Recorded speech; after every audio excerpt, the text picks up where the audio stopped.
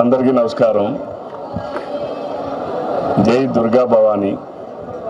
ఈ రాష్ట్రం బాగుండాలి, రాష్ట్ర ప్రజలు బాగుండాలి. ఈ రాష్ట్రం బాగుండాలంటే చంద్రబాబు నాయుడు గారికి ఆ దుర్గామాత నూరేళ్ళ ఆయుష్ ఇవ్వాలని, ఆయన ఆరోగ్యం బాగుండాలని, ఆయన బాగుంటే ఈ రాష్ట్రం చల్లగా ఉంటుంది. ఆ దుర్గాదేవి ఆశీస్సులతో తప్పనిసరిగా ఈ రాష్ట్రాన్ని ఒక వినూత్నమైనటువంటి విధానంలో ముందుకు తీసుకెళ్ళి ఈ రాష్ట్రంలో యువతరానికి దిక్సూచిగా రేపు ఈ ప్రభుత్వం పరిపాలన సాగిస్తూ ఉంది. ఈ రాష్ట్రంలో ఉన్నటువంటి యువతరానికి అందరికీ కూడా